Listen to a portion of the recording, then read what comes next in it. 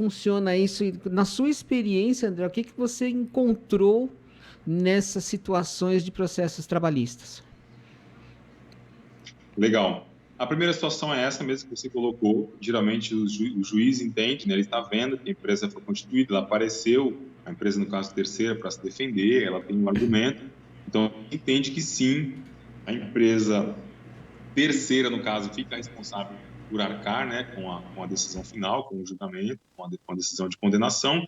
E na eventualidade, né, a ausência desse terceiro, o condomínio ele fica responsável e arcar com as custas e com os valores devidos do processo.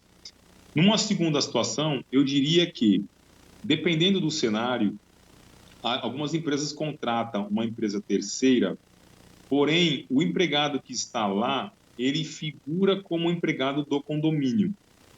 Por exemplo, eu contrato uma empresa terceira, mas eu exijo que o Isidoro seja o meu porteiro noturno. Eu já começo a trazer a figura do empregado.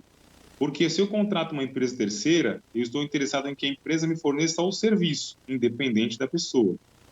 E aí a gente percebe que alguns comportamentos do condomínio, por uma questão até, novamente, né, legítima do ponto de vista operacional, eu não vou colocar uma pessoa no porteiro noturno que não conhece os moradores, que não conhece a rotina do condomínio. Tudo isso é legítimo, operacionalmente. Porém, para a legislação, eu começo a trazer um problema, ou seja, eu figuro de que o Isidoro ele não é um terceiro, ele usa a empresa terceira, mas a empresa, que é o condomínio no caso, exige que seja o Isidoro. Então, tem uma primeira figura que está lá no artigo 2º da CLT, a pessoalidade. Eu exijo que seja o Isidoro.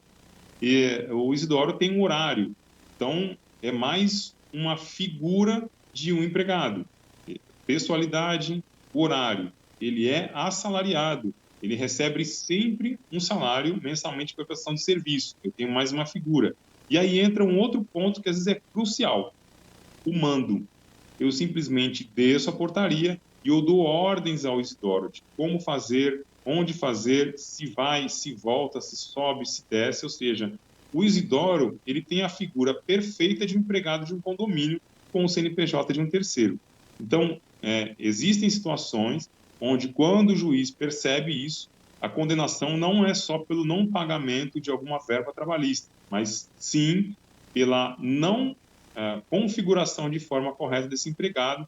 Então, de uma certa forma, se o condomínio tem um empregado, mas de forma terceira disfarçada, ele deixou de fazer o registro, o recolhimento e os pagamentos. Então, existem outras condenações que podem acontecer também.